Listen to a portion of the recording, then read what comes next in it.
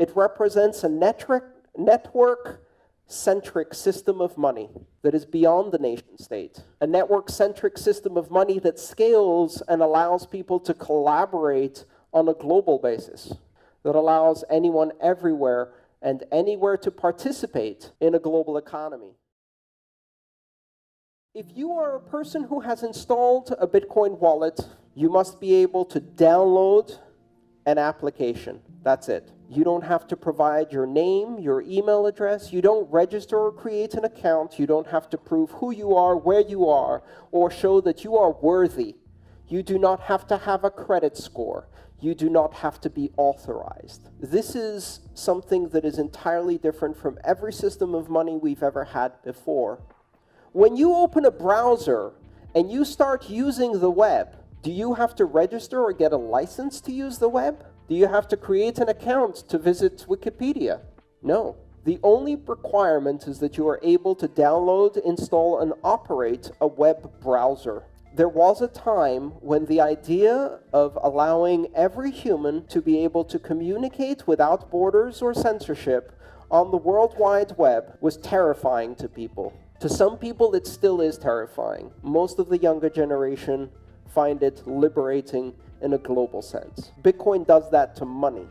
What happens when every human being on the planet, through the simple act of downloading and installing an application, can become a member of a global economy without borders, one that allows people to transmit and receive money at will, anywhere in the world, 24 hours a day, uninterrupted for the last 7 years, with fees that do not depend on the amount of money you're sending, but pay simply for the capacity you use on the network. You can transmit a Bitcoin transaction for about $1, and it doesn't matter if you send $1 or $100,000, you still pay $1. It doesn't matter if you're sending it from here to another province in Malaysia, or if you're sending it from here to the opposite end of the planet.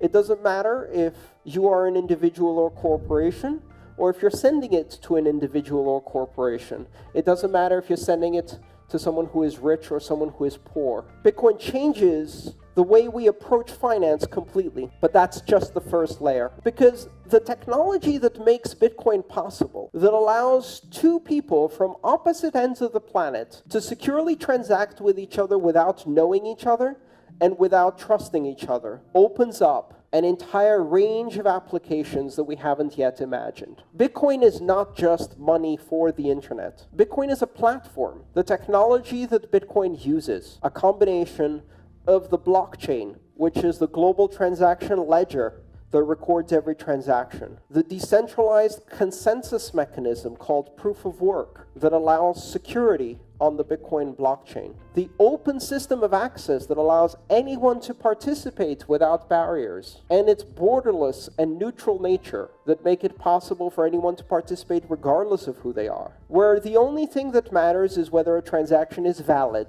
not who is the source or destination, not what is the amount. These fundamental building blocks that make Bitcoin possible open the door to dozens and then hundreds and then thousands of applications of trust. At its core, Bitcoin represents the replacement of trust through institutions to trust through networks. For centuries, human society has been based on the fact that in order to coordinate the activity between large numbers of people, we have to have something to trust.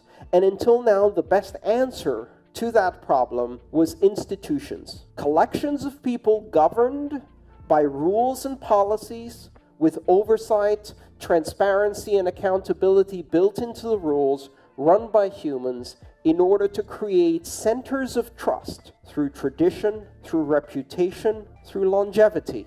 Institutions of trust are failing. They're failing all over the world. They're failing when they are newspapers.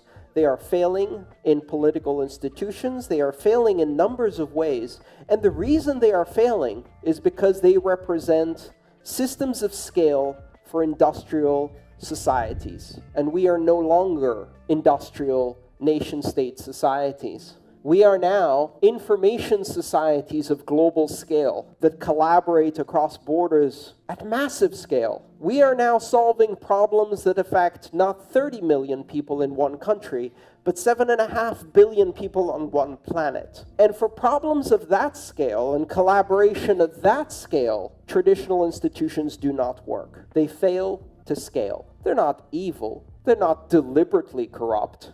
They simply fail to solve the problems of a global society.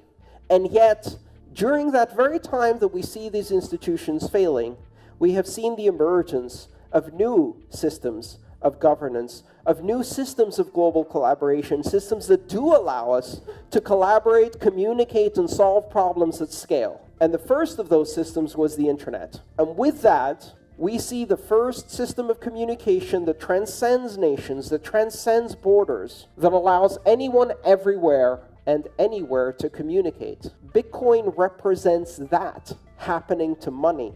It represents a network-centric system of money that is beyond the nation state. A network-centric system of money that scales and allows people to collaborate on a global basis, that allows anyone everywhere and anywhere to participate in a global economy without barriers, without borders, without ID, without credentials, simply through the act of running software. And that will change the world.